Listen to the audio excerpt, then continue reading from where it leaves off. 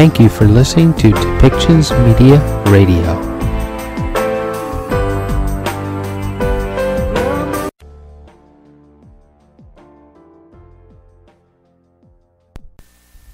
Welcome to Policy and Rights, the show about government policy and human rights.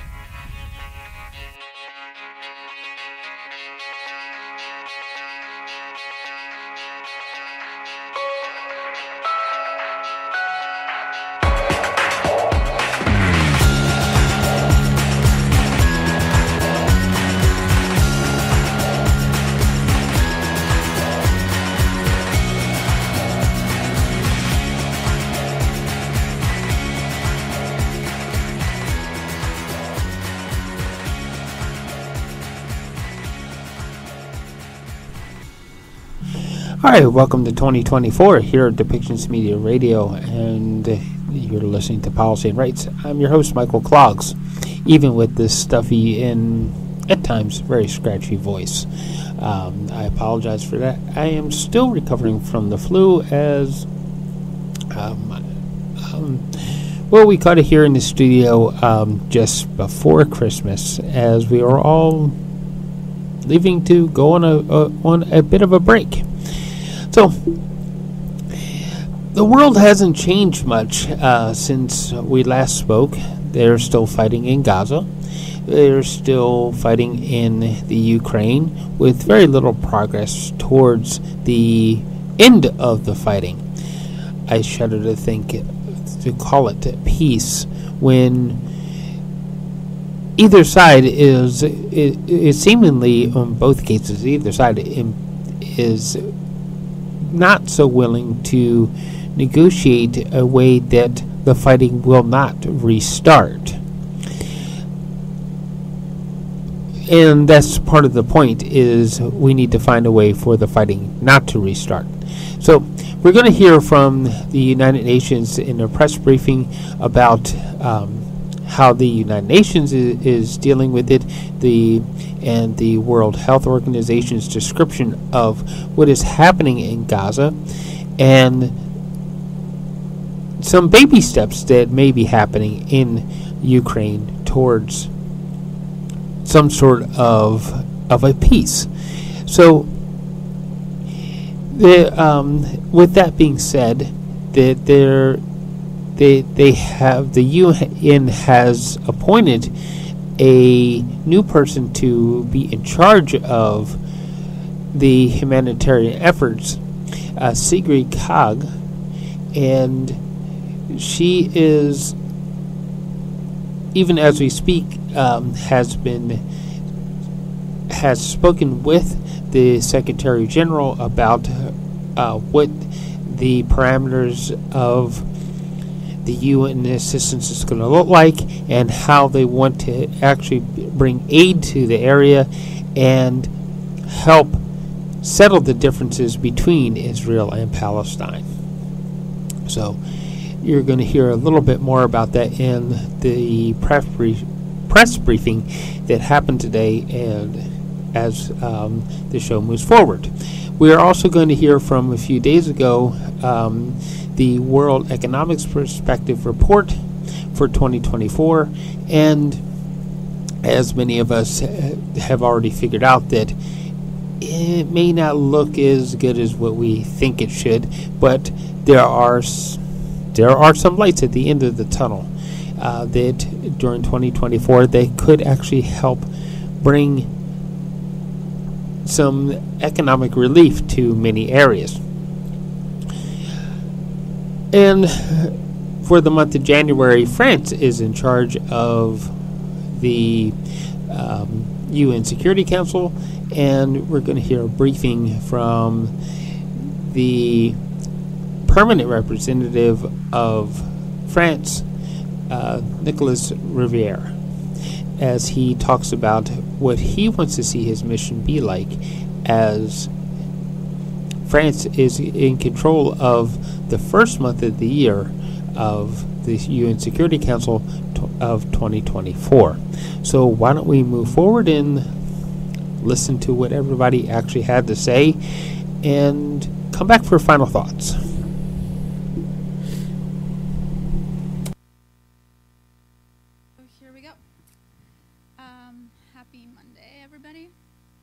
will start with an update on Gaza.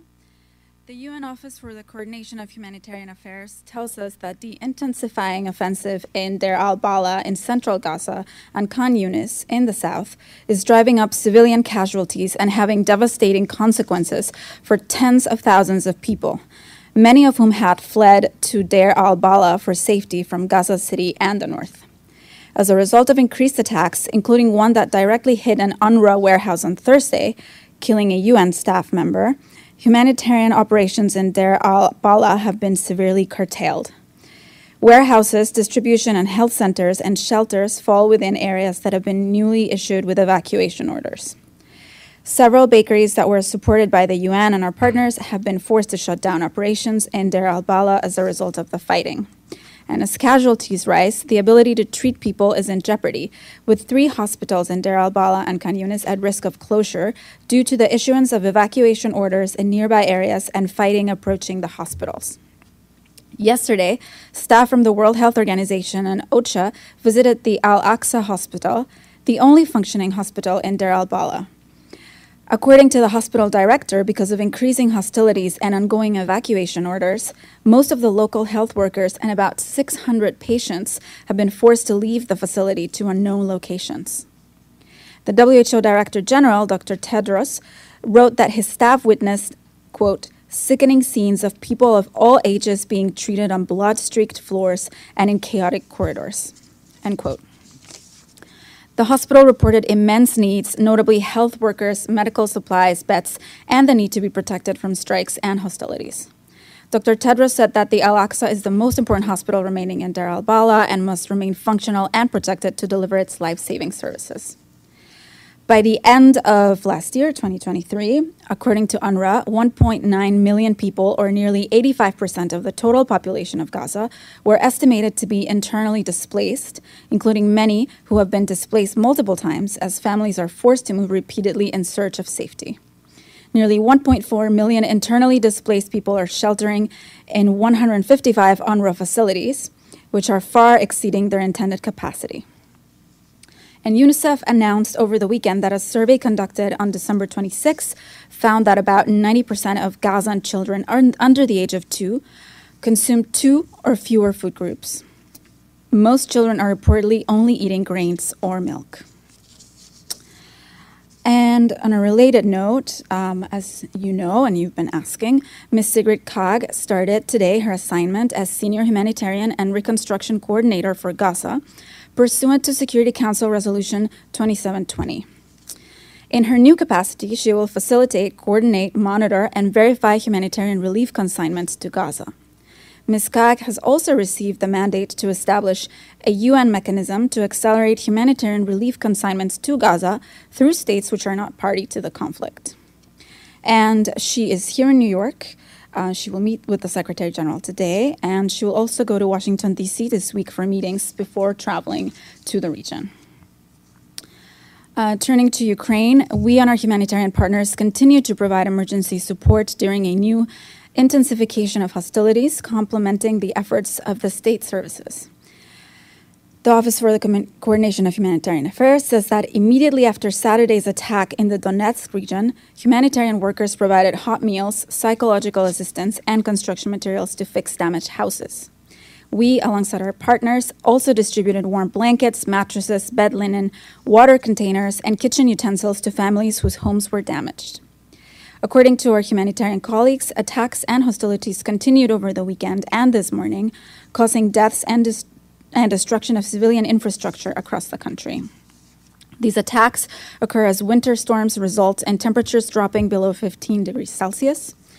And according to the Ukrainian Ministry of Energy, more than 460 towns and villages have no electricity. In a statement, Denise Brown, the humanitarian coordinator there, condemned the deadly strikes on Saturday in the Pokrovsk district of the Donetsk region. Other attacks over the weekend and this morning in other parts of the Donetsk, Dnipro, and Kherson regions have also killed and injured dozens of civilians, including children, and damaged homes and schools, according to humanitarian partners on the ground. And on Yemen, the acting resident and humanitarian coordinator in the country, Peter Hawkins, has called for a thorough and expeditious investigation into the killing of an aid worker on Friday. In a statement, Mr. Hawkins described the killing of Dr. Akid Kayed, a national staff member with one of the NGOs in Yemen, as an unacceptable tragedy. Dr. Kayed was shot by a known gunman in front of his home in the southwestern district of Ad-Dail, and the full statement is available online. Turning to South Sudan, our mission there condemned the violence in Jonglei State in the recent months, particularly the attack in Duk Badiet County on the 4th of January, which was reportedly triggered by a cattle raid and resulted in a number of civilian casualties. In a statement issued yesterday, the mission said it is engaging with national, state, and county authorities to de-escalate the situation. And it also called on all parties involved to cease the violence, avoid reprisal attacks, and resort to peaceful means to resolve their grievances. And finally, our colleagues at the UN Refugee Agency and their partners are responding in the aftermath of a fire that took place yesterday in the Cox's Bazar refugee camp in Bangladesh. They say that nearly 800 shelters are feared to have been destroyed in the fire, and around 120 facilities, including learning spaces, mosques, and healthcare centers, were also destroyed or damaged. So far, no casualties have been reported. Refugees displaced by the fire are now sheltering within the camp's community centers and are being provided with emergency food assistance. The Bangladeshi authorities and UNHCR, in coordination with the International Organization for Migration and other partners, are supporting the Rohingya refugees who lost their shelters and belongings. The fire's cause is so far unknown. And that's it for me. So we will go to take your questions. We'll start with Edie. And then James. Thank you, Florencia. First, does the Secretary General have even greater fears of the spread of the Gaza war as a result of the killings of senior Hamas and Hezbollah figures in Lebanon? And has he had any contacts with parties in the region to try and avoid the spread? Yes, thank you. I mean, yeah, every day these developments that you mentioned and that we have been seeing pretty much all of last week and today just reemphasize our concern for the fact that this conflict has the potential to become a more widespread conflict. We continue to call for restraint and for all of the actors involved to do everything in their power to prevent the escalation of the situation in the region. And while I don't have specific details on which calls he's made, I know that he has been talking to several parties to try to prevent this escalation from happening. James. Could I have one follow-up Yes. question? You mentioned that Sigrid Kaag is here in New York. I'm sure I speak for everybody in this room. Are we going to get a chance to talk to her? Yes, so she is here today. She will meet with the Secretary General, and we are doing our best. We will ask. I can't promise anything, but we have noted all of your requests and all of your interests, and it is also in our interest that she talk to you directly. So we'll do our best. James. Al Jazeera cameraman Hamza al-Dadou and freelance journalist Mustafa Thuraya were killed in southern Gaza after they were targeted by the Israeli military. What's the Secretary General's reaction? We've seen these horrifying reports. We're very concerned about the killing of journalists in Gaza. We know that the number is exceedingly high in the short amount of time that the conflict has been going on. Journalists, they risk their lives to bring the truth to everyone all over the world, and this is increasingly hard in the conditions that they are facing over there. So we reiterate that journalists, just like any other civilians, must be protected, and that they should not be targeted for the job that they're doing there. And we also note that misinformation about the work that they're doing can expose them to even greater risks. So we obviously offer our condolences to the families and the people that work, the colleagues who work with them, and I'm really sorry, James. You say the number of journalists who've been targeted is exceedingly high. We also know in this latest incident, when these two journalists were killed, they were hit by a drone. That is a weapon that is a deliberately targeted weapon. Do you think journalists are being deliberately targeted in Gaza? This is something that at the moment, we cannot verify. But what we know is that many of them have died, and we have repeatedly called for their profession to be respected so that they are able to do it freely and in safety. A follow-up to Edie's question on Sigrid Kaag. You've obviously been making preparations for her arrival because it's a very important appointment. Has the UN applied for a visa for her to travel to Israel and the Palestinian territories? Are the Israelis guaranteeing that she can do so? At the moment, she, as I think I've mentioned to you last week, she will start her post in Amman in Jordan with a view to later move to Egypt and Israel. So since she'll be in Amman for now, she won't be requiring that visa for now. If there are any developments on that front... But have you been given assurances from the permanent mission of Israel that she will be allowed to travel there? Not that I know. No. And one last question, if I may, on a different subject. Yes. The elections in Bangladesh took place, and Sheikh Hasina has claimed victory, despite the fact they took place in an atmosphere where thousands of people and opposition activists were arrested. Does the UN believe these elections were free and fair? Well, I think, listen, for us, we have seen the situation that's unfollowed there. The Secretary General continues to follow what's happening. He notes the opposition's decision to boycott the elections amid all the allegations of the stifling of dissenting and critical voices and arrest of opposition leaders. He's obviously concerned about reports of incidents of violence prior to and during the elections. And he calls on all parties to reject all forms of violence and to ensure that human rights and the rule of law are fully respected. This is essential for the consolidation of democracy and economic prosperity there. So that's what I can tell you on that. Okay, over here. Thank you. I just related his question about Bangladesh. Yeah. Election was held yesterday. Yeah.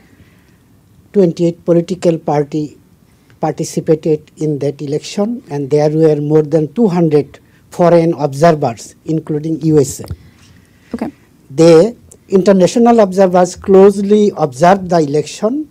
They have expressed complete satisfaction with the transparency and inclusivity of the election. Bangladesh new government looks forward to further deepening its cooperation with the United Nations in the days to come.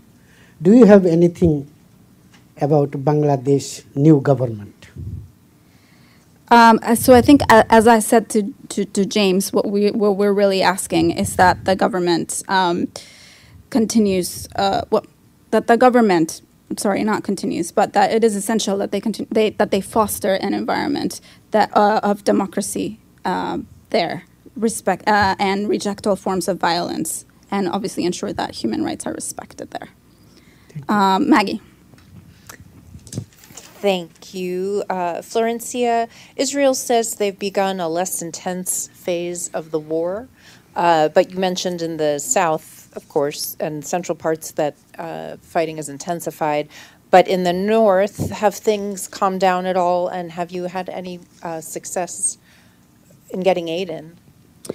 I think, I have looked at the OCHA updates, but also there was just today a report, and I think I mentioned it, that WHO said that they had been unable to deliver any medical supplies in the north for about 12 days.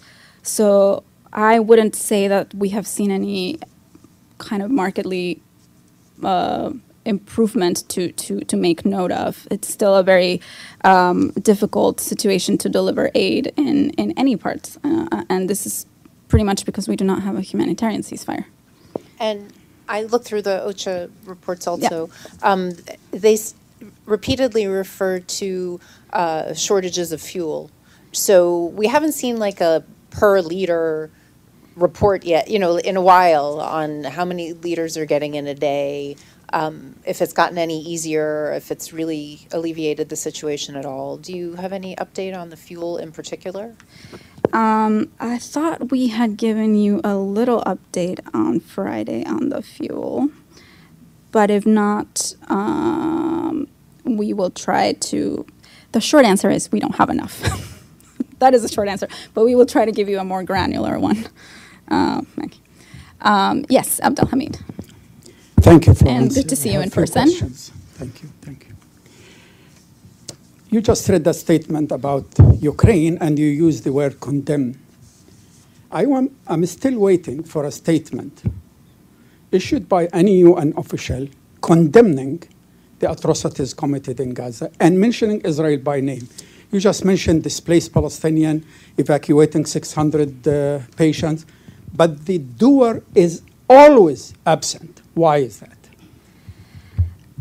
I mean, I think we stand by what we have said, and I think we have spoken forcefully and repeatedly on this situation.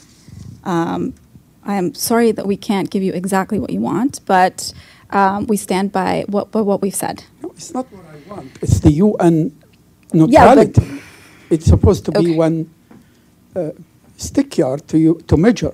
Why it's in one case you condemn and in another you say concerned. You just mentioned about concerned about the two journalists. Why you don't issue a statement condemning targeting two journalists?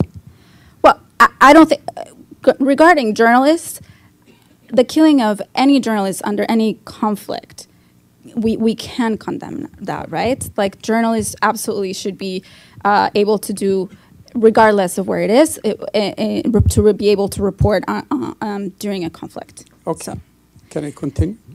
Continue, Thank you. please. The last statement issued by any UN official about what's happening on 22nd December by the Secretary General in this room, from 22nd until now, no statement issued by the SG or by Tor Winston, who is MIA. He's been missing in action. We don't hear from him, whatever happens. Atrocities and massacres been continuing every single day. Why there is no statement reflecting what's happening in Gaza now? I take your point, but I think we have had other senior officials speak about the conditions and condemning these conditions. As I pointed out, Dr. Tedros today had a statement on this, and I also think that Martin Griffiths, who deals with what our job is there, which is humanitarian aid right now, he has repeatedly been speaking about this. So I will leave it at that. I understand. I mean, describing what's happening is one thing, and expressing an opinion about what happened is another thing, and you know that. I mean, the SG statement is important. 22nd, the last statement by the SG was on the 22nd. Now, I have another development in the West Bank also is alarming, as you know. Yesterday, a 4-year-old girl, her name is Ruqayya Abu Hanoud, from near the village of Beit Iksa, near the west part of Jerusalem, was killed for no reason. There was a car which they accused that it tried to overrun a checkpoint. They killed both passengers of the car, but the girl has nothing to do. It was in another car, and she was shot and killed. Okay. Are you aware of that? And what? I was not aware of this particular case, which obviously sounds like senseless violence to me, but we have been speaking about the escalating violence in the occupied West Bank and about the settler violence there, which we also find extremely alarming. So this is also something we've spoken out about. My last question. Okay. I promise. Why Secret Gag chose to go to Washington? Is she going to Moscow? Secret Gag, the new coordinator, why she chose to go to Washington, but not to Moscow or to London or to Paris? Why Washington, D.C.? Oh, well, I believe that, as you know, there are a lot of different actors involved, and she will try to speak to as many people as she can. Since she's here in New York, I'm assuming this is a proximity thing for now, but then she will be in the region and she will try to speak as many people as possible, including to our colleagues on the ground and to all the other relevant parties involved. Thank you. Okay. Sharif, yeah, hi. Thank you, Florencia. My question is on Cyprus. On Friday, the Secretary General appointed his personal envoy for the Cyprus issue, as you recall. And shortly after the announcement, you may have seen that the Turkish Cypriot presidency released a statement maintaining that President Ersin Tatar accepted the appointment of the envoy on the basis of the agreement achieved regarding the mandate and the duration. And that basically, namely, the personal envoy will be appointed for a period of 6 months and with the sole mandate to explore whether common ground exists or not for the start of new formal negotiations between the two sides. And this was also followed by a release from the Turkish Ministry of Foreign Affairs, also underlining the importance of these 2 points. So could you explain what the mandate and the duration of the personal envoy will be? And can you confirm these 2 points? Thank you. So I think, I honestly do not have very much other than what was in his appointment, in her appointment.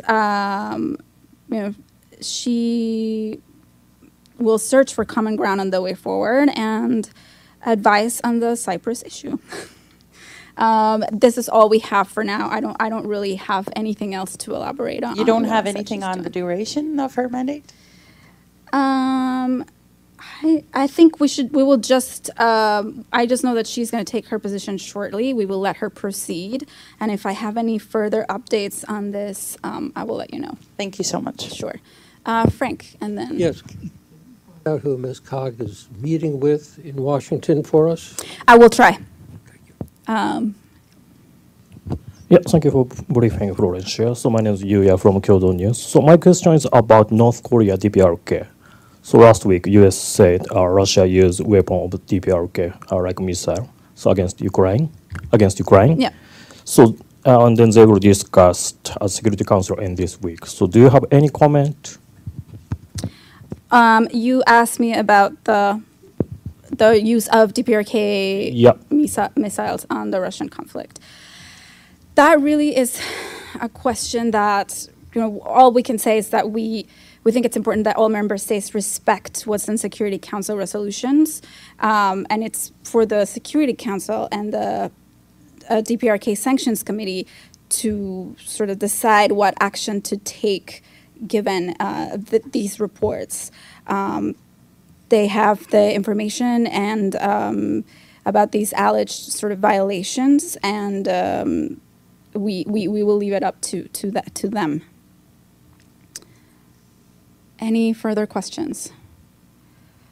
Okay. Stefan will hopefully be here tomorrow to see you. That's right. Thank you, guys. All right. All right. Next up is the global economic growth projections as given by the World Economic Situation Prospects for 2024 report as given by Hantanu, Mukherjee, and Hamid, Rashid. So on this, let me now turn to our guest. So as I said earlier, we have with us, we're pleased to have Mr. Hantanu Mukherjee, the Director of the Economic Analysis and Policy Division at DESA, as well as Hamid Rashid, Chief of the Global Economic Monitoring Branch, and they will present to you the World Economic Situation and Prospects Report 2024. So you have the floor. Thank you, Stephanie, and Happy New Year, everybody. I'd like to focus my remarks around 3 sets of findings from the report: economic performance and prospects, headwinds, and divergences. So first on the performance and prospects. So our report finds that global growth for 2023 will turn out to be at around 2.7%, which is up from 2.3% that we were expecting in May 2023. But our forecast for 2024 is lower down to 2.4%. In a nutshell, the world is struggling to get back to the 3.0% annual average from 2000 to 2019, representing years of subpar growth. Also, the better-than-expected performance for 2023 is chiefly driven by several large economies, notably the United States, but also Brazil, India, and Mexico. Overall, developing economies' growth remains pretty static at about 4% over 2022 to 25, a little higher for LDCs, but still well below the SDG target of at least 7%. Now, across the world, inflation is expected to be at an average of 3.9% in 2024, a decline of about a third from last year. And that's a rapid change. Back in 2022, we were seeing 8.1%. But, and there's a caveat, in about a quarter of all developing countries, the annual inflation forecast for 2024 is over 10%. That'll be eroding away what people's earnings can buy and inflicting further pain, especially on the middle class and people in poverty. And hunger will continue to be a special concern because local food price inflation remains high in many developing countries. And this is a situation which could easily be aggravated by shocks to domestic food production or even to the global food supply. Next, on to the headwinds. Now, while recent global trends in growth and inflation appear to be positive, there are significant differences across countries and considerable downside risks. These together are weighing down on expectations for this year, as well as on the prospects for achieving the SDGs by 2030. The report identifies these challenges as arising from monetary tightening, weak global trade and investment, and rising debt vulnerabilities, compounded by heightened geopolitical risks and the rapidly worsening impacts of climate change. The reversal of years of accommodative monetary policy in many developed countries, which we see because of high policy rates and quantitative tightening, which are both expected to be in place for some longer time, are also spilling over onto the rest of the world. They increase the risk of balance of payment pressures and debt distress in many developing countries. Finally, on divergences. Now, taken together, we are seeing some worrying divergences that undermine SDG prospects emerge between developed and developing countries. First, while all countries were adversely impacted by successive crises since 2019, uneven recoveries have set developing countries back much more than developed countries. Our estimates show that cumulative output losses up until 2023, relative to the pre-pandemic prospects, were about 10% of 2019 GDP for developed economies. That means, taken together, they're about 10% lower than they would have been without the shocks. And that's for the developed countries. But such losses were about 40% for SIDS and about 30% for LDCs. That's orders higher. And these losses, why do they matter? They are missed opportunities for income, jobs, public expenditure, in short, for many SDGs. A second point of divergence is around fiscal space. That's the amount of money governments have to spend from their own revenues, over which they have some discretion. So fiscal space remains limited across most countries, but can be especially constraining for developing countries. More than 50 developing economies spent more than 10% of their revenues on interest, and 25 spent as much as 20%. That restricted their capacity to respond to shocks or to provide essential services like education and healthcare. A final point of divergence is around the application of industrial policies. These are increasingly in vogue. They are lending greater direction and speed towards technological transformation and the green transition. The number of such policies at the global level grew by over 40 times in the last decade. But the capacity to undertake such policies varies a lot across countries, not just in terms of money, but also in terms of infrastructure, institutional readiness, and the quality of R&D institutions and human capital. In fact, while global spending on R&D is at a record high, there are just 10 countries that account for over 80% of the expenditure. Now, such policies are crucial for achieving the climate goals, but they also threaten to entrench a long-lasting wedge between the sustainable development prospects of developed and those of developing countries. Finally, our report offers options to address these many challenges, both at the national level and through international collaboration.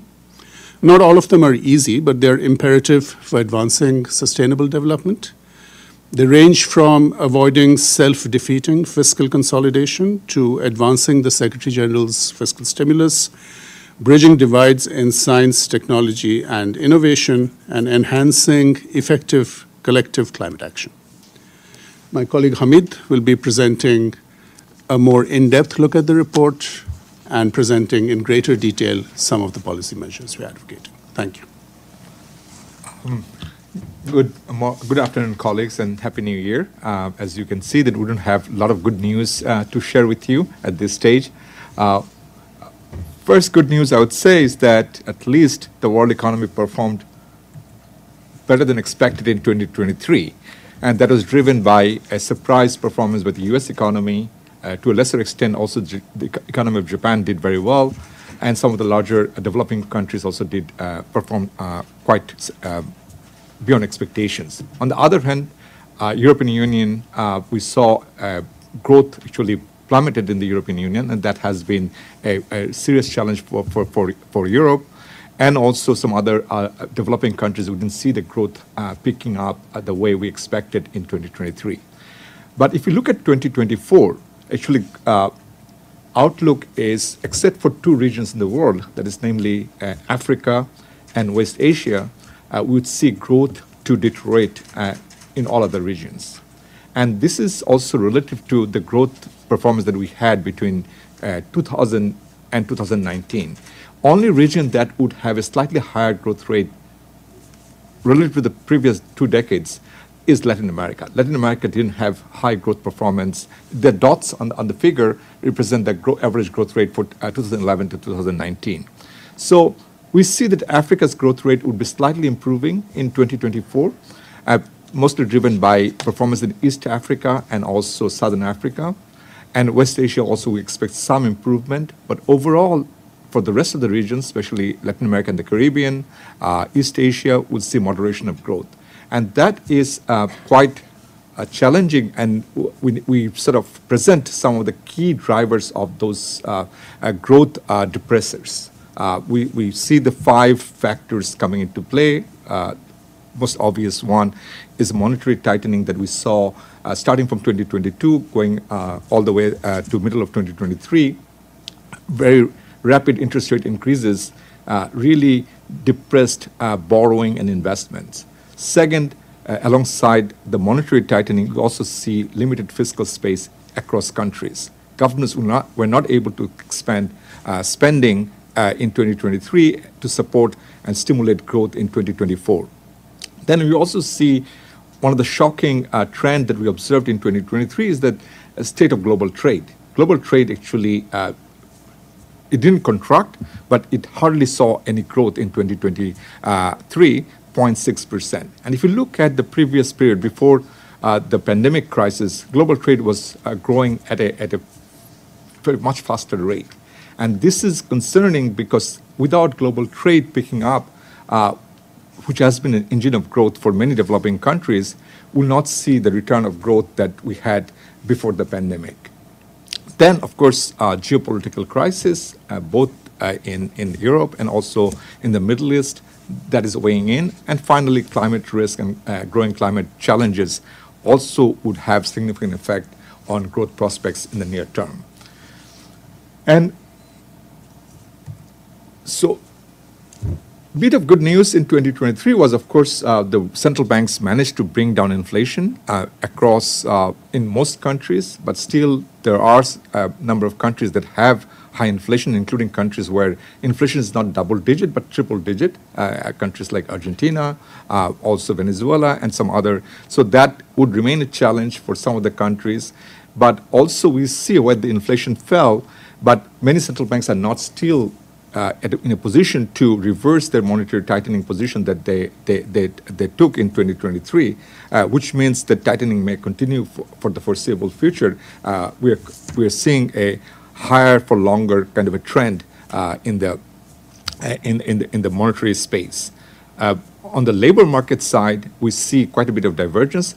The developed countries saw a very quick return to the pre-pandemic level of unemployment. In fact, some of the countries in Europe and also in the US, unemployment rates are at record low. We have also seen the wages growing very fast and to some extent giving some comfort to the higher price levels that households faced.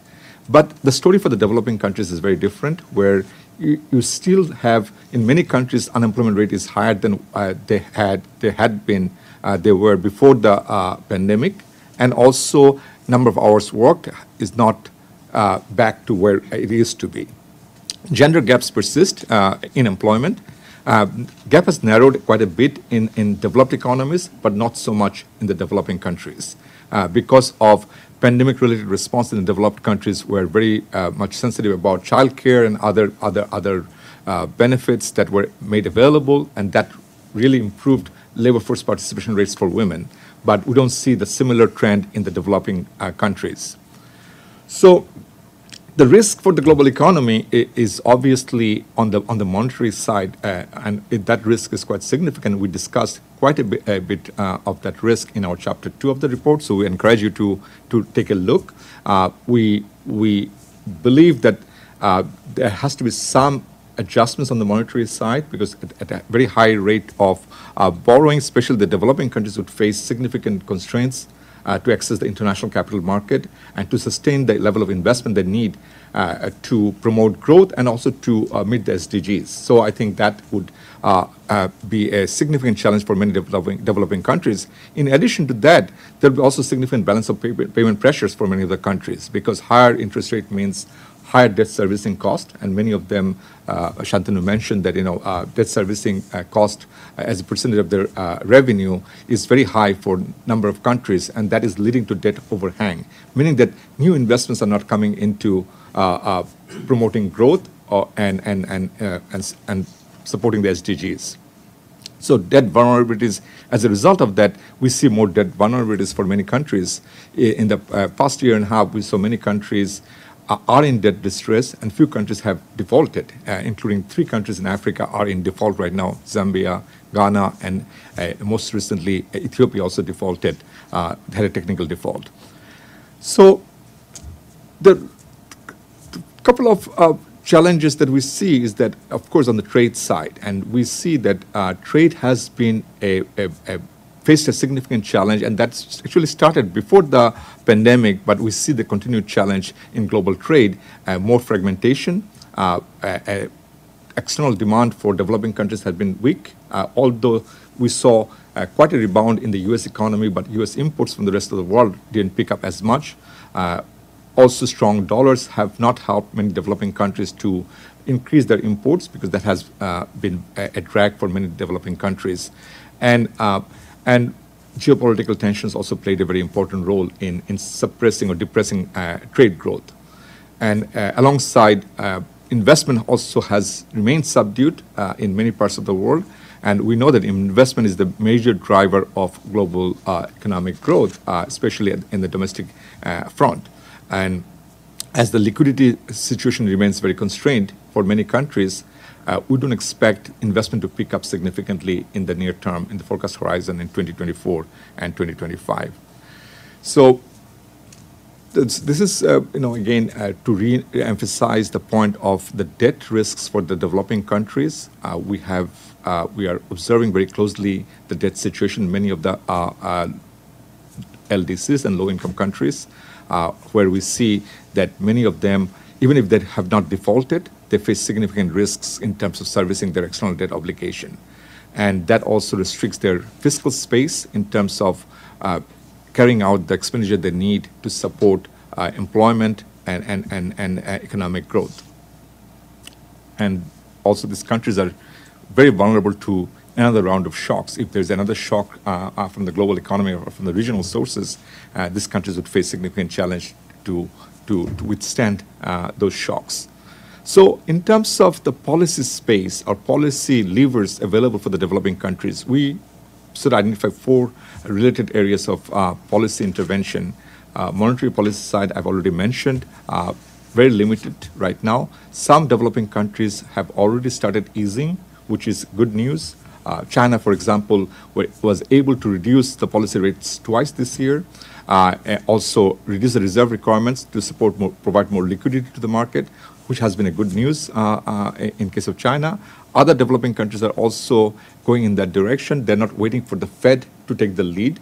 But overall, the monetary stance for many smaller developing countries would remain very tight, and that would be a challenge.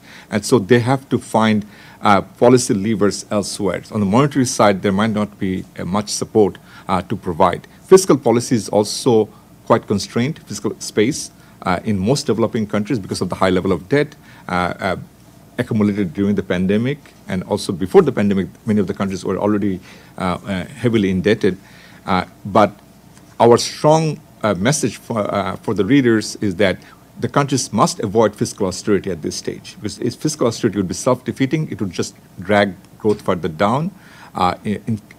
Also, it's very limited for them to increase taxes at this stage. So the option would be to have more fiscal efficiency. So improving fiscal efficiency is very critical at this stage. Hantanu talked about industrial policy. Many countries are seeing more opportunities on the industrial policy side, more targeted intervention, more bang for the buck kind of approach, because industrial policy can give a lot of mileage for countries in terms of supporting transformation of the economies and creating more jobs, green transition that require industrial policies. But the challenge for many developing countries is that it requires a lot of R&D, a lot of technological know-how that's not available in many countries, but that has to be, that gap has to be bridged in many countries to have successful industrial policy interventions. Finally, I think much of the global if we want to get the global economy out of this lull, we need stronger international cooperation. And it's an imperative at this stage, because without international cooperation, we can't really revive global trade. Global trade has been slumping for some time now.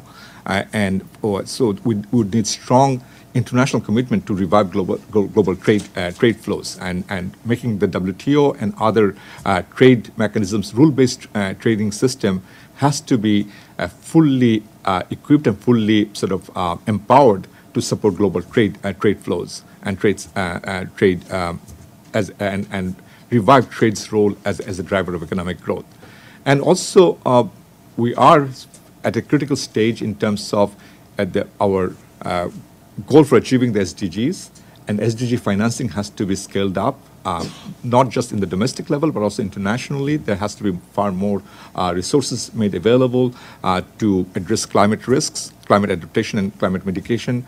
We take note of some developments in COP28 as positive developments, but more needs to be done in terms of support for the countries, especially the countries that are most vulnerable, especially the LDCs and the seeds that face significant challenges coming from the climate side. And we would need to have more international support and cooperation in that front. And finally, there needs to be far more international commitment to debt sustainability. That would begin with some debt restructuring for some of the countries. Countries that defaulted on international debt commitments have not been able to get full debt settlement restructuring as yet. Still, countries are in negotiations with the creditors, but there needs to be far more accelerated progress on that front to get especially the developing countries out of the lull and put them back on the trajectory of growth. I'll stop here. Thank you. Thank you so much. And the permanent representative of France, as France takes the lead in the UN Security Council, as they give a brief press conference about their goals and what they like to see happen in the month of January 2024. So we are starting now. As I just told you, Ambassador will start with a few introductory remarks, and then he will take your question. And I now hand the floor to the Ambassador. Thank you.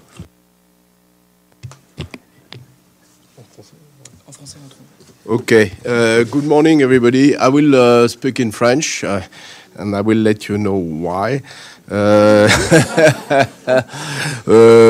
Happy New Year, everyone. I wish you all the best for you, your families, your dear ones. Bonjour à toutes et à tous. Hello, one and all. It is a pleasure for me and for my team to be with you here at the beginning of 2024. France will be assuming the presidency for the entire month of January. It's an important month for us, and it comes up every 15 months, more or less, based on the rotation of the Security Council. And the last time was September 2022, and no doubt you remember. It's an honor to preside over the Security Council, but it's especially a responsibility, especially at a time where there are increasing number of crises. It's a very busy schedule, whether it's in the Middle East, Ukraine, Africa, a little bit everywhere. There are also humanitarian issues, food security issues, and proliferation, of course, all of which are major issues. The French presidency is, of course, as always, an opportunity to reaffirm our commitment to the multilateralism and the values enshrined in the Charter and international law. This goal, of course, we hope to continue pursuing it, working closely with all members of the Security Council, the other 14, the other 4 permanent members, of course, and the non-permanent members, especially the 5 new non-permanent members who started their terms yesterday. And so let me just mention them: Algeria, South Korea, Guyana, Slovenia, and Sierra Leone, all of whom are joining us for a 2-year term. So this is my opportunity to congratulate them and to also to wish farewell to those who left the Council the day before yesterday. It's also an opportunity under this presidency to send a signal of openness and diversity. We want the Council to be effective, so we will endeavor to avoid multiplication of meetings and have long, unending meetings, have meetings that are efficient and lead to results with working methods which are transparent and open. And of course, we intend to involve all of the relevant bodies of the UN which are should be involved, civil society, NGOs, of course, with a special emphasis on women, of course. Respect of multilingualism is important, especially for the European dimension. It's a program of work that will address a number of different topics, as always. As you know, there are meetings that are due to deadlines, reports, and mandates that have to be renewed. Syria, Yemen, the operation in Cyprus needs to be renewed before the end of the month. And then, of course, major crises, be it Gaza, of course, Ukraine also. There are a number of crises in Africa. All of them will dominate the agenda, even though there are other issues on the agenda, such as Colombia specifically and Haiti, West Africa. So there's no lack of topics to address. My team and I are and will be available throughout the month to respond to your questions and keep you updated and informed and tell you where we are. So I'll stop there. I'm ready to answer any questions. And let me just stress that I can answer the questions as President of the Security Council, and sometimes I might answer in my national capacity, and I will always specify how I'm answering, which hat I'm wearing, because the national capacity does not always reflect agreement with the Security Council President and agreement within the Council, so let's not mix things up. So I'll endeavor to keep things straight, and I'll try and stress that throughout the month of January, making that distinction. As it is traditional, the first question goes to Anka and its president, Valeria. Thank you so much. Thank you, Ambassador. Happy New Year, and on behalf of ANCA, we wish you the best of luck for the busy month ahead. Valeria Robecco from ANSA Newswire. So my question is on Ukraine. I wanted to ask which is the perspective on Ukraine. Russia has increased bombardment again. In the U.S., we know that the funds are kind of over now, and the Congress has not been approved the new funds yet. So, what will be the effort of the Security Council on the matter? And in your opinion, is there a hope to start negotiations about the end of the conflict by the end of the winter? Thank you so much. Merci. Thank you. Thank you, Valeria. As a president of the Security Council, the only thing I can tell is that it's pretty likely that we will have meetings on Ukraine during the month of January, maybe as soon as next week. It remains to be scheduled. And I would not be surprised that there will be a couple of meetings or more on Ukraine during the month of January. But it remains to be confirmed, and it remains to be approved by all colleagues of the Security Council. So that was as a chair. In my national capacity, I will just say that the situation in Ukraine remains extremely dire. I think it's not improving. I think it's deteriorating. You may have seen over the last days that the numbers of military actions, bombings, missiles and drones from Russia on Ukraine has increased. I think there was this response by Ukraine on Russia 2 or 3 days ago, which triggered a meeting asked by Russia. So the situation on the ground is deteriorating. We are just at the beginning of the winter.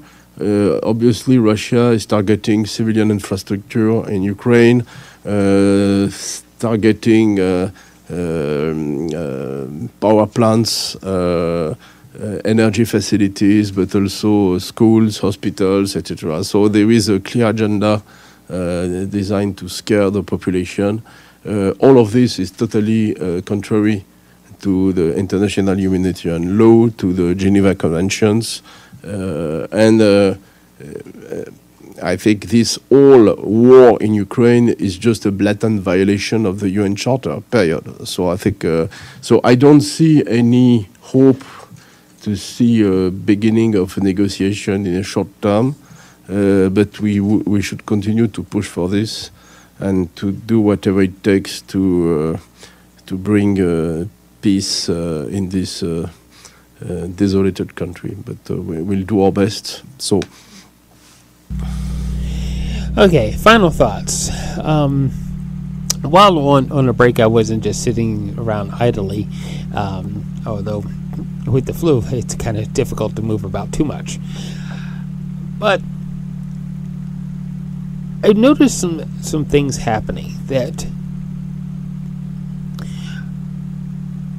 especially on social media, where there are groups out there that are trying to promote the idea that, hey, there's got to be some industry that's going to step up or people have to change in order to save our planet from climate change. Well, one, climate change is also part of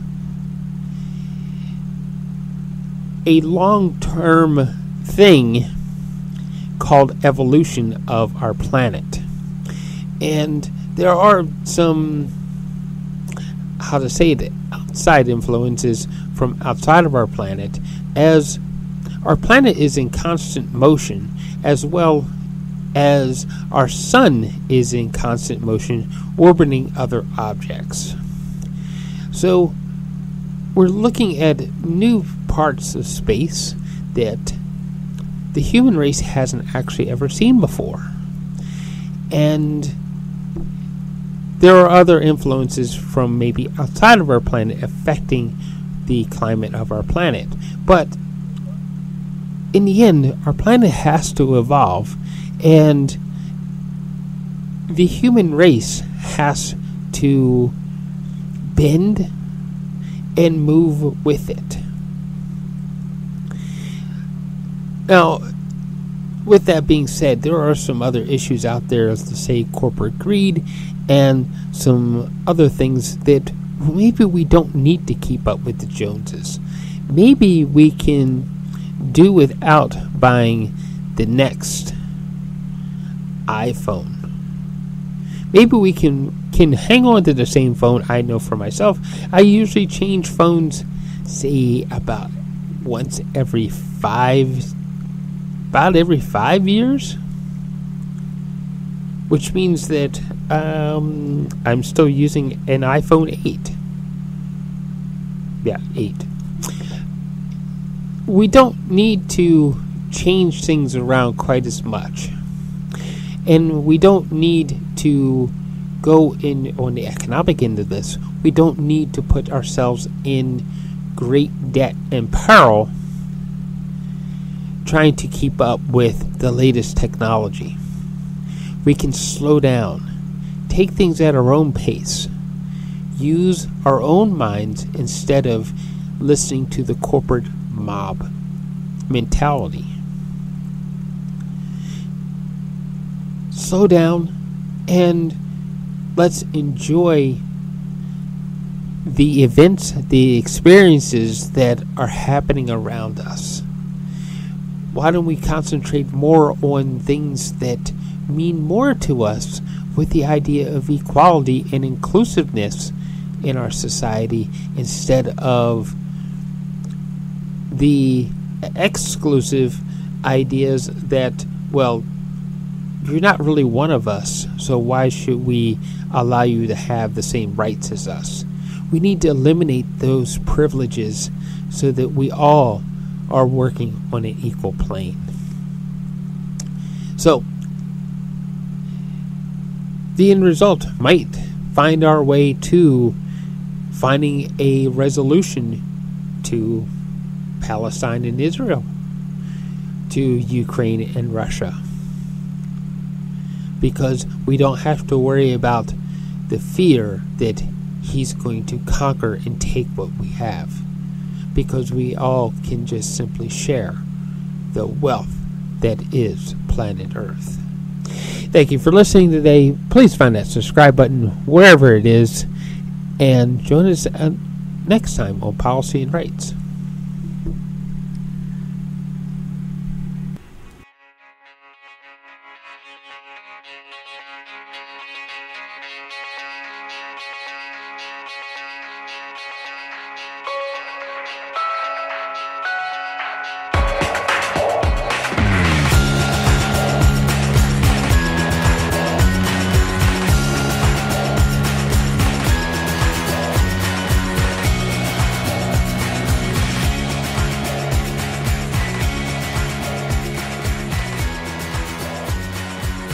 This show has been produced by Depictions Media. Please contact us at depictions.media for more information.